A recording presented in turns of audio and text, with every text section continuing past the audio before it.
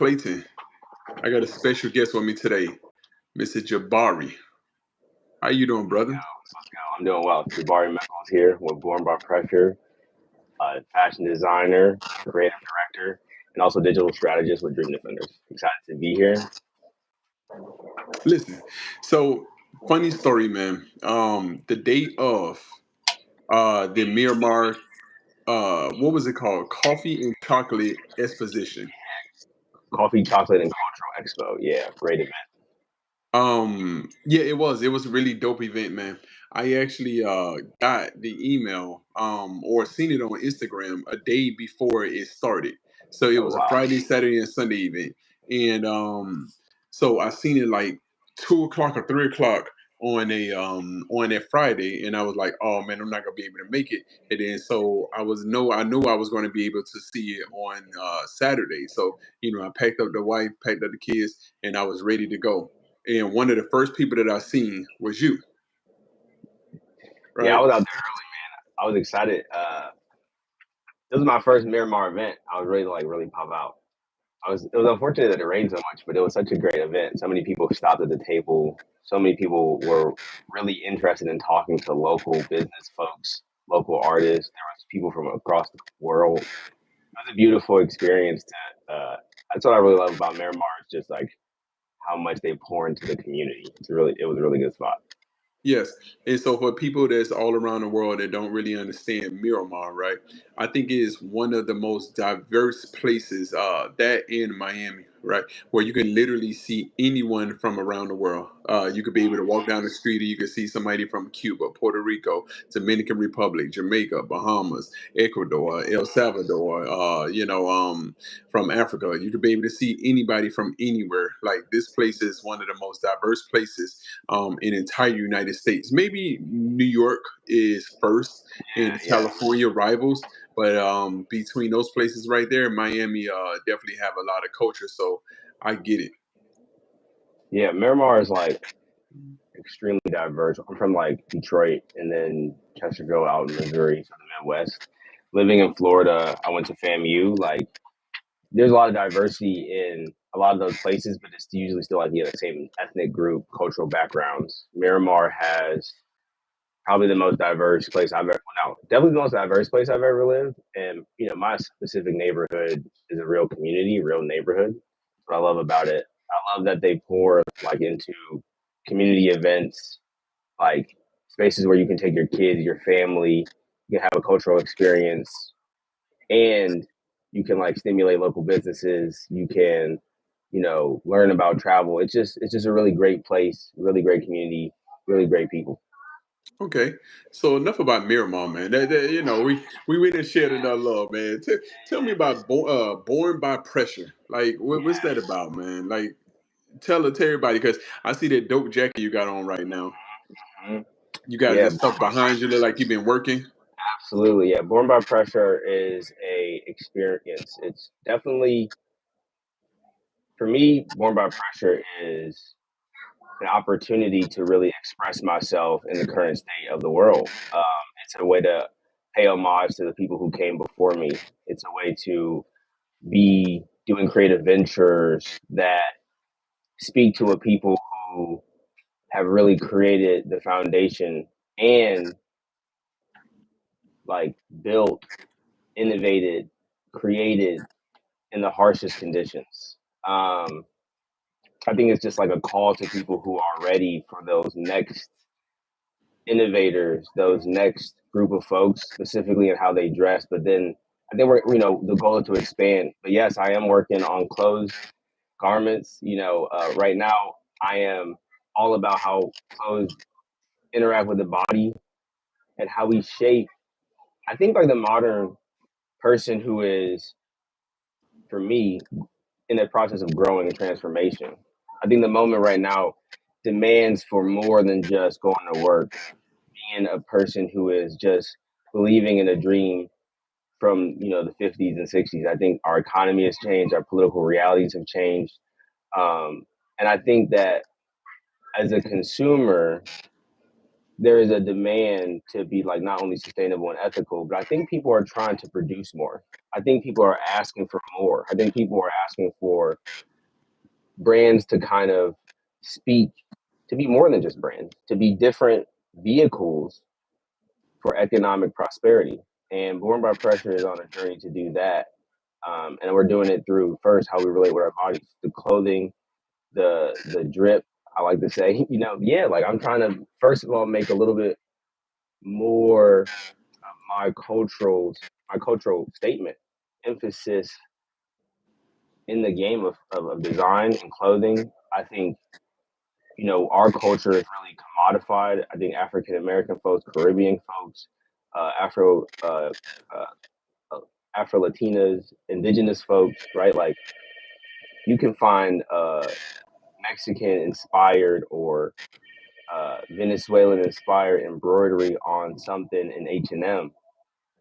That's the commodification of their culture, and how do we actually use these vehicles to have conversations and shape how we dress, how our clothes fit on us, how we posture ourselves, how we feel as we go out into the world every day.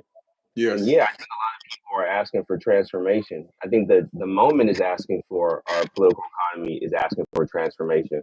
And I think that we want to be starting in fashion, but just one of the innovators in how we relate to this new world and what it looks like to be presenting these new ideas and starting with garments. Eventually we might need to own some textile, but like, are we making worker owner co-ops? Are we doing something different? I believe, that's what we're focusing on, the differences and how we function and putting out garments that look good and that speak to the culture of the people who we represent.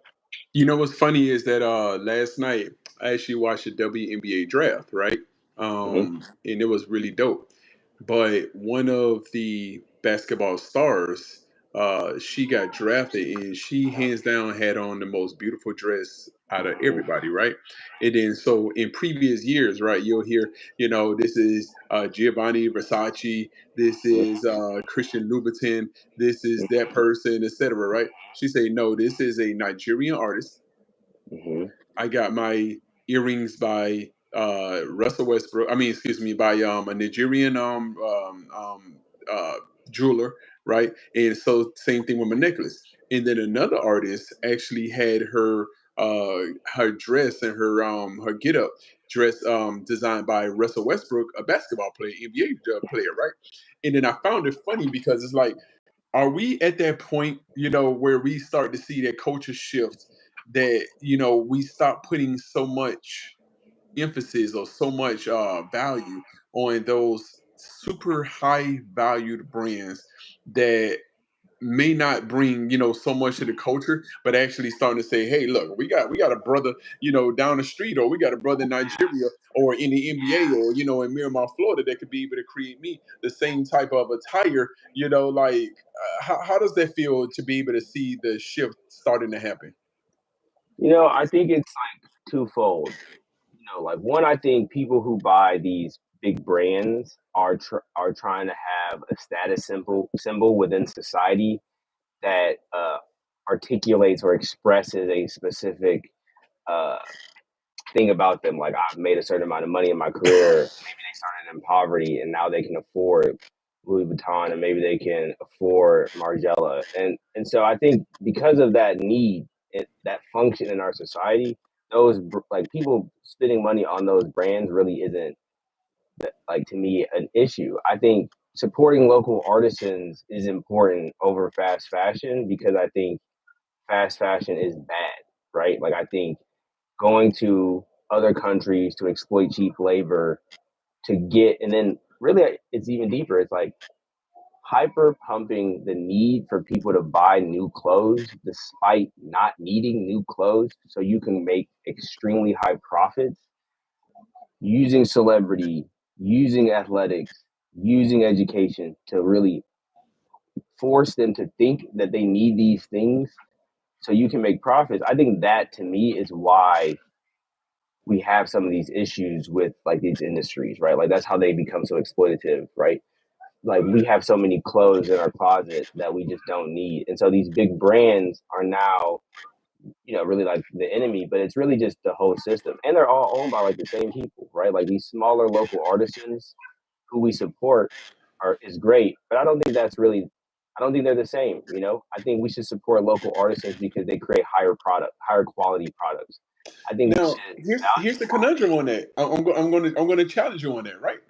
So on one hand, you say we should support the local artists, right?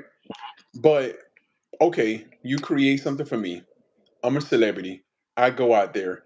Now everybody wants Born by Pressure. Now you're no longer that local artist. You're that Right. you're that wanted person that everybody wants to be able to do. So how does it go to, and I understand I'm not trying to twist the words, right? But how Hmm. does it go towards not as just supporting the local artists, or is it more towards supporting the black artists that can be able to provide that same status that we look for in our attire that we wear? Yeah, I think celebrity influence and how we buy is actually just is the problem. Like I think that you should support as a person who is a local whatever you do. You should support people in your network. You should support your community artisans. I think that you being influenced to buy certain brands because of who celebrities buy, like we are now even taking them away from what if they just like what they like? You know what I'm saying? Like, is Gucci not a good design? Like, do they not design good products? You know what I'm saying? Like, do they never have hitters? So I think we need to really look at like how we consume, specifically around clothes. We need to think about what is the best quality for us, right? Like local artisans are putting in that extra effort to get you to get you to buy. They're doing something different. That's what makes any business stand out in the market. You know what I'm saying? So I think they're providing something different. They're providing something unique. The way you should express yourself shouldn't be about social status. It should be about self-expression. You should be more connected to yourself, and that's what Born by Pressure is offering: a deeper connection to what you actually want to wear, not what you want people to view you as in the relationship to them. You know what I'm saying? Do you think that we'll be able to get away from that? Because that's a tricky one. We buy our cars, and I don't think it's just a black culture thing. I think it's a culture overall. But Hmm. yeah, it's American, right? Consumer thing, right? But even within the black culture, I think we got even worse because we're the ones that really don't have the economic power in our community to really do the things that we want.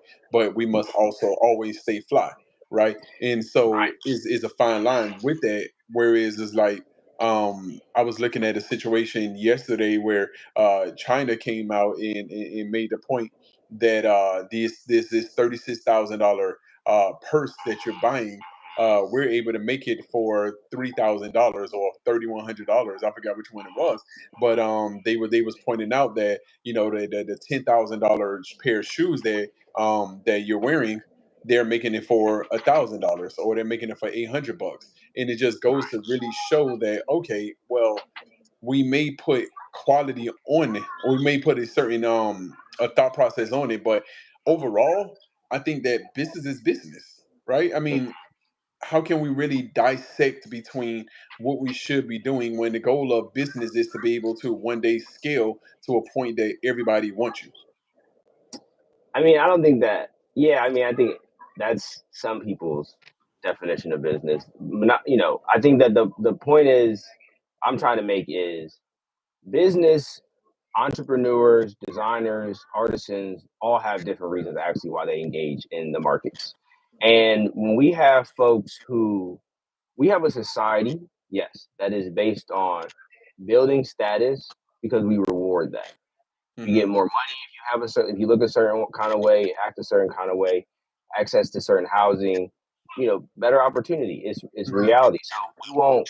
It's not like yeah, like you said, it's not a black thing. It's a social thing, and I think we will not be able to escape that until we have some other needs met. I think when it comes to how we do our business as black communities, we talk about ourselves in this vacuum, but there's more poor white communities than there are black communities at all.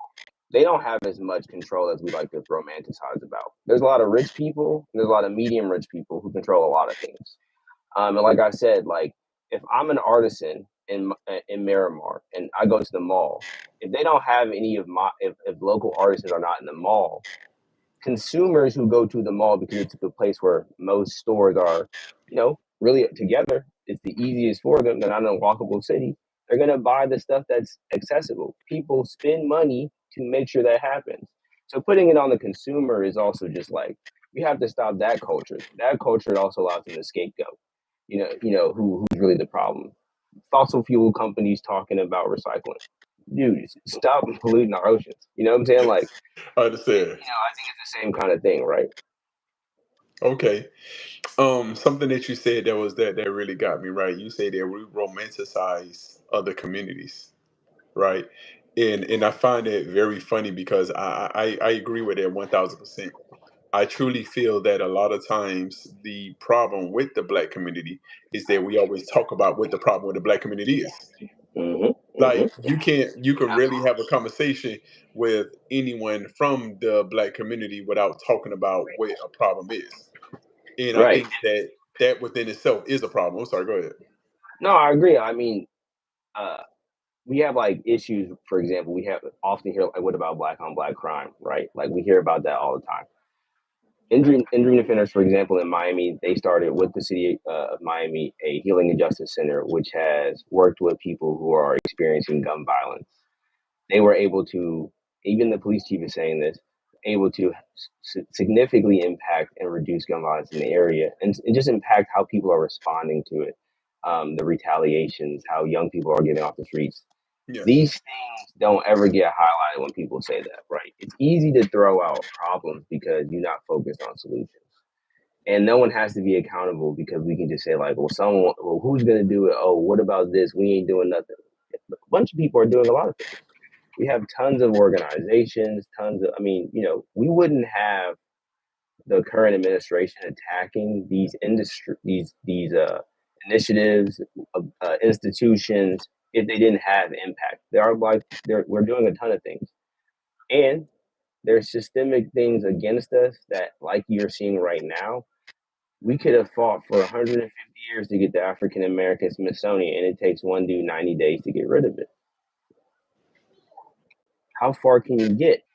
You know what I'm saying? Like, we have to be realistic. We have to stop talking about ourselves in vacuums. And also, what communities over here have museums that stand to that caliber because of their hard work, right? I mean, I think we have a long history here. I'm not trying to, belittle any other culture. I'm saying like we have since the inception of these lands being colonized, we have been here and we have been resisting. You know what I'm saying? And other communities have been doing the same thing since they've been here, right? And the indigenous people before colonization even started. But it took effort to get that museum. That didn't we didn't get gifted that. Correct. Some president or somebody might have signed something, but no one gave us anything. And so have to really stop romanticizing.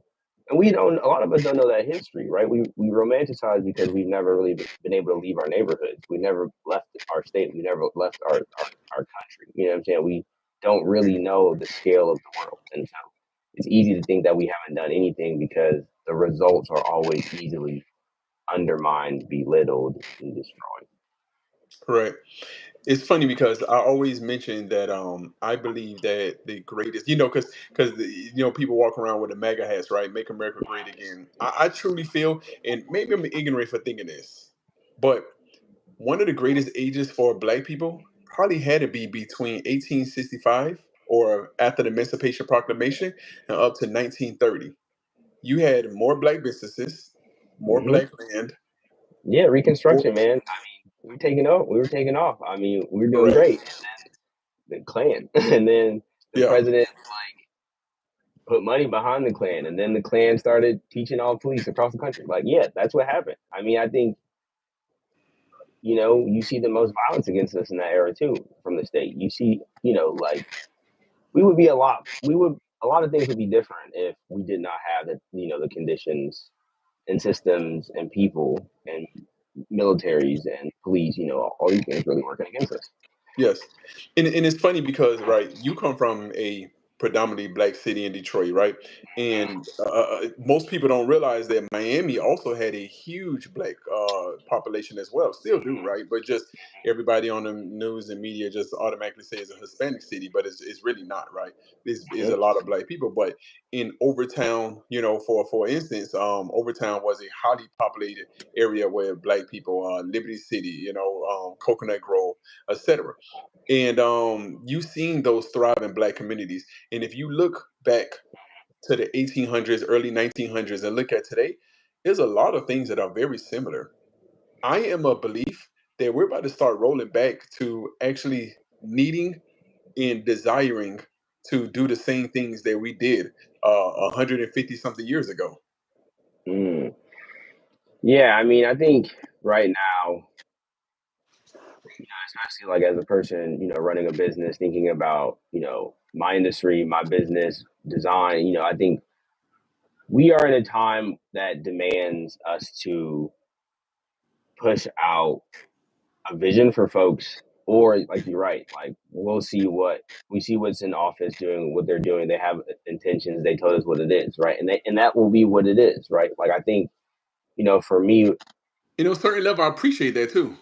I'd rather know that you're a snake. yeah, Yeah. yeah, absolutely. And I think, again, I think that's why it's like important for me with our desire to talk about these things through clothes, but also to have a clear, analysis to go with it that allows people to really engage in this conversation through art, through fashion, through design, through anything. Like we have to be aware of what we are experiencing, and we have to be able to communicate it forward to future generations, or we will be in situations where people in power will exploit us however they feel in order to make, you know, profit or whatever the thing is to gain as much of it as they can. And I think that's just like, I don't think that's the way that the world has to be. That's not the way that the world has always been. That's not every single society in history. I think it's just what, specifically in the US, we have experienced since its inception. And I think that we're in a moment where, like myself and other artisans, specifically during, and now after the pandemic, have been able to have time and space to see that we have to put out products and things now, not just products for sale like commodities, but we also have to create spaces, we have to create experiences where we can have these deeper conversations, so that it's not that you're just buying a jacket or some pants, is that you're engaging with people who are trying to build the world you're trying to build.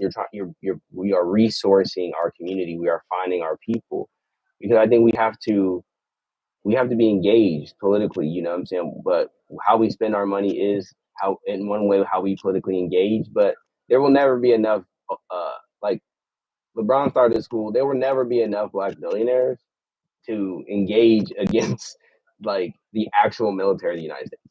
Like if Yes. we ever get too wild, we ever win too much, like that's who's at play. They're on the chessboard, right? Like Right. anywhere, right? Like that's nation building. So yeah, I think we have to really be grounded in like we are people. We are engaging in the world with folks around us who want to see a world that is different, and how we supporting them, how we building that together. And it's going to take a lot of different crafts and abilities. So, how do you envision a prosperous future? What does that look like? And I know that's You a know, very open question, but I just want to see where you go with this. no, but I think it's I envision people's needs. I think we have enough resources for everyone's needs to be met first, right? Like I think that should be the priority of every society, right? Like housing, healthcare, food. Like there should be no child with all this money in the world without those things. There should be no person without those things. Now, I don't know if everybody gonna want to do all the things, but I think that we have enough money. We should all be, collectively and equally contributing to making sure those things are met. And I think that from there we should be, investing in people. I think we to me, like we make money to invest in people, right? Like if we want to have a society that is healthy and we want kids who are prospering, we need to make sure that parents are able to have stable jobs and also have stable houses and also have stable mental health and also have, like we should be investing in those, because that's going to stimulate our economy at the end of the day. Like that's going to make more money. That's going to make more innovation. You know what I'm saying? Like that's going to push us further because we'll find the bounds. We'll solve the things. And I don't think humans need to be limited to 1,000, but I think like we can do things that for the everyday person who just wants to live first, they can do. And I think be in the right relationship with the environment. I don't think we need to all be you know eat like taking in microplastics. I think we can create businesses that are potentially funded by our government with starting capital to clean the ocean, and through that process we will create things, industries that use those plastics or whatever to create fuel, whatever. Like, I think we need to invest in that technology. And I think that those things will not pay off immediately, but they will pay off in the future. Whereas I think, like, in relation to that right now, like, we're paying off for like a couple people to go to space, while like thousands of children are starving in like cities that have billions of dollars in their next, citywide yearly budget, and it's like, it's just like, yeah, that has to happen because a few good people are like going to space. Like, and it's like, nah, I don't So think that's where so correct me if I'm wrong, but Born by Pressure is more than just a clothing line. It's a movement.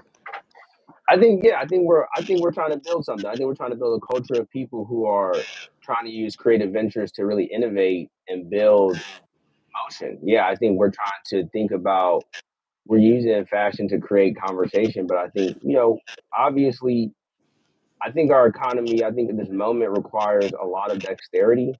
I think there needs to be businesses that are really selling experiences, are selling goods that match that and extend that experience. And so I think right now, Define that fashion, for me. Define that for me, please. yeah, selling experiences. Yeah. I can give an example. Like, if you go to a museum, the exhibit is an experience. They sell you that exhibit as an experience. They Okay. might trickle in and out throughout the year.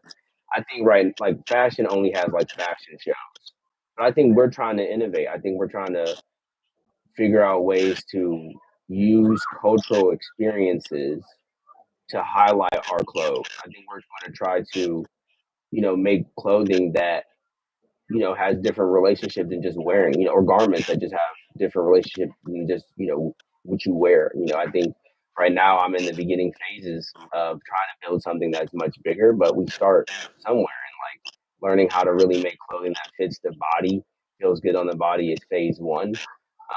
And then I think, we make bags, we've experimented with, production, fast fashion. We've experimented with textile, making it ourselves. And I have my opinions on where, I really lie with those things, but I think we're trying to build an organism, a group of people really looking at phase one, getting, I don't even say fashion. I think it's just really design. And I think, we're designing garments and accessories, but, I'm not really trying to be exclusive to like a certain group of people who just have the taste for it. I'm really trying to build heirlooms and build cultural pieces. I really want to create a space of people making things that, we really are going to need in this next, evolution of humans. And I think we're going to need different things than we have right now. Right. Like, the cell phone bag wasn't thought about in the 90s, but here we are. It's the, messenger bag is the most sold bag uh, Did you say silhouette. cell phone bag? Yeah, like the messenger bag, a small bag that's the size of a cell phone.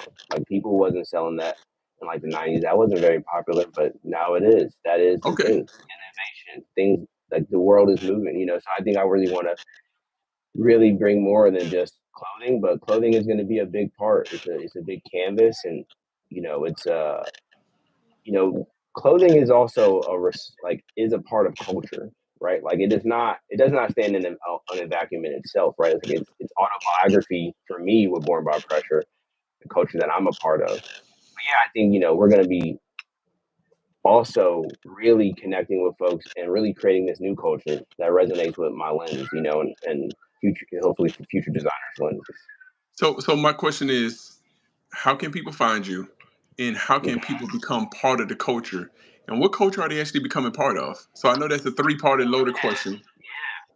So yeah, I'm on Instagram at Born by Pressure. TikTok, bornbypressure.com. I'm doing events. Local events is really where you can join us and be a part of our experience. We're not moving, like, we're not fast fashion. We're not putting out clothes super fast. I'm designing, I'm cutting, sewing everything.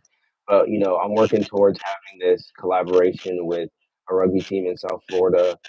We'll unveil a little bit more of that once things are a little bit more clear, because it's, for Basel, and or around the time of our Basel, which is in December in Miami. So we're really trying to figure a lot of things out, but we're working together with just even the dessert, like the jersey design right now. You know what I'm saying? Like, I'm I'm learning what it is to really build culture with this collaboration. Because sport is all about culture. It's about heritage. It's about a specific locale. It's about a specific type of people who identify with specific values. And so, yeah, I mean, I don't really have the answers for what I'm asking you to join right now. To be honest, I'm experimenting it and expressing it right now, and I think that's the thing about really good design. Like, the function is found through the people who use it. Okay, and I like the jacket you got on, man. And I was able to try on one of your clothes, pieces. Yeah, one of your pieces when I was at the Miramar event. And one of the things that you said that most of your items are made with denim, right? Yeah, yeah, yeah. I mean, well, before I go there, I also want to say, like, the most important thing is, like I said, is about function, but it's also about, like, sustainability, our values, right? So, like, a lot of our stuff is upcycled. Denim is used because of its heritage with enslaved Africans, the people who created that weave. And but it's even like before we even got there, I learned, like with plaids, for example, plaids were used for enslaved folks, as when they ran away, it was easy to see in swamps, it was easy to see in big fields, like, and that's like a big part of how these patterns come to the US. Like, it's deeper than just one weave, it's deeper than one pattern. It's like, do you really understand the comfort that you live in? You know what I'm saying? Like, do you really understand what it means to be born by pressure? Like, to, like, really face those things head on, and then reutilize them as tools, or almost as offerings, to create this new armor for people who are trying to, in their actual lifetime, fight against these generational traumas and curses on their families. You know what I'm saying? Like, we need we need garments that hold these pains, that are redesigned to empower us. We need innovation from our history. We didn't just take that line down. We started making clothes out of. We started. We don't. We don't, like. If you really look at our history, you can look at all the bad, and it's easy to do because you've been conditioned to do that your whole life. But it's like, if you stop for a second and look at the innovation and the genuine care, like, the number one reason people fought and ran from slavery is to find family. We come from a culture of unique names because it was hard to find people that had the same name in those times. You had to have a unique name for people to find you. Like, that's innovation at its finest. Why is that not part of the American lore of innovation and genius? Because it serves a people who they don't want to serve, and it serves a narrative around, like, how hard it is to really build the level of comfort we have right now. It's not done through the most human first processes. It's done through deep levels of exploitation. I mean, I have an iPhone, and I know now what it takes to get an iPhone. It's like, I haven't bought a new one in a couple years, but it's like, really sitting with those truths, we have to be able to then go into the world. And if I say I want to do something good, I have to have something that constantly reminds me of that. In sports, for example, you have that uniform, you have that logo, you have that symbol that you go out there, you run, and you have your comrades. And so that's part of the culture we want to build. We're trying to build something where people are living in their truth, they're experiencing, yeah, maybe the generational trauma on my family is next to these things that happened 200 years ago, but it is impacting me today, and I am the person taking pivots. Born by pressure is for you. You know what I'm saying? Like, we're gonna design things that fit you, that make you feel good. They're gonna be designed for you, and they're gonna feel like something you can give to someone else for that process. I'm gonna tell you, Down into man. I appreciate that. I want to tell you, man. I'm really rooting for you. I'm really I, rooting for you. Don't forget, born by pressure. One of the things that I really root for, man, is that you're a brother. You just get in it. Like you come from a hard working city, man. You come to another hard working city. I see the threads in the bins behind you. You know, mm, you hear the noise in the background with me. That no matter what's going on, man, you getting it. And truly, I heard a landline, man. I haven't heard a landline phone, man, in years. I'm like, what is that, man? This guy, man. man, taking me back to 1995. Like, what's going on? You know, and I think with that, man, it's like is a testament to be able to show, like, yeah, we could have waited until you know the stars line up with the moon and everything is perfect and is quiet and and all of these things. But at the end of the day, as black folks, I think that we just got to get it and stop trying to be perfect, but just go out there and make a dent in the society the way that we find best fit. Yeah, I think we have, I think we also have to figure out what makes sense for us, right? Like, I think we have to see the world like, you know, tariffs and all this stuff is happening, right? Like, we have to see the world. We have to see what RFK is doing. We have to see all these things and figure out, okay, if these people are winning these ways and if they're holding power these ways, how do we contest for that? And what is our agenda? I think, like, I saw on one of your earlier podcasts you talked about Marvin Sapp holding the doors closed. Like, is that a cultural thing that we how do we respond to that, right? People, like, for example, hate cancel culture, which I don't believe in. I think if the people who support you stop supporting you, then they stop supporting you. I think there's plenty of examples of people who did something wild. Their supporters kept supporting them and they're fine. And maybe they gained more supporters, right? But I think, like, what is our collective lines? There are communities that do have collective lines, right? And not to romanticize, but I do think culturally they're able to have their rites of passages. They're able to have their spiritual or cultural rituals that allow them to learn what they do and do not respect, right? And I think we are a people who have really been lots of people who unified under one umbrella to really leverage our collective power, production, what we contribute to the economy, culture, education. We weren't just enslaved people on field. We were engineers. People was getting patents for our work. Like, that's facts, right?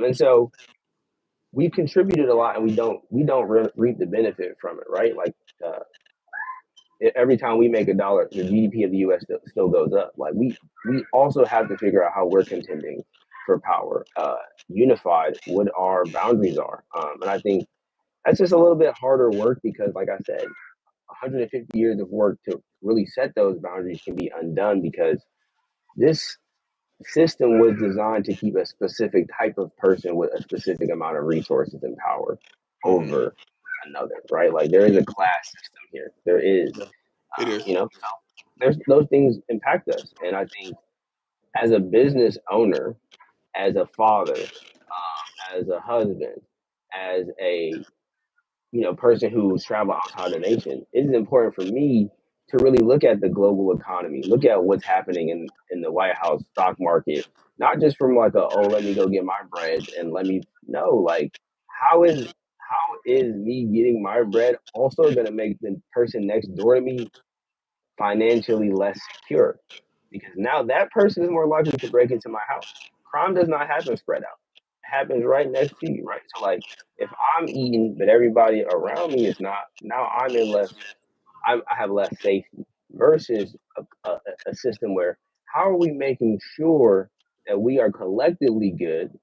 Because that's what actually creates safety and security. You know what I'm saying? I think it's we have to understand those things, especially as a business owner. You know what I'm saying? You got to really know where the markets are. You got to understand, like, where you're going to make your money, because every industry isn't like I spend $6 to get it and then I make, $100 off the customer. Some industries are I spend $38 to create a product and I make 47 and then taxes. You know what I'm saying? So it's Correct. like, Very small margins. Correct.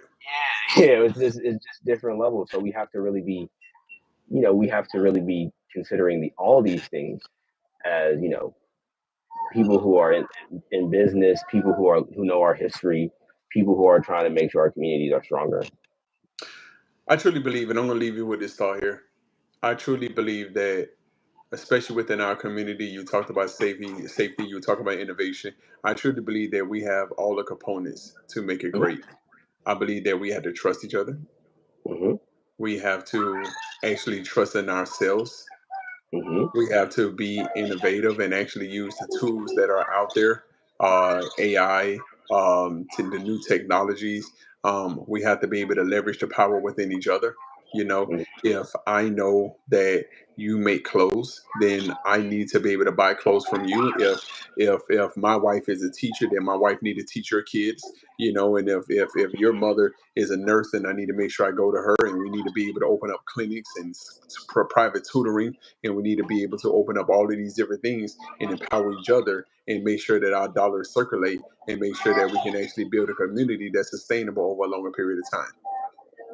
No, I mean, I think I agree with you 100%. I think the only thing I would add is like, and I think this is a little dark, but and we need governing power because if, like in Tulsa and these Charlotte areas, when we have done that, if they drop bombs on us from planes, we need to be able to get reparations. We need to be able to, be helped and healed after those responses because you can't just keep doing that if the government or not the government, but even just people can just harm you at those levels of extreme and face no consequences.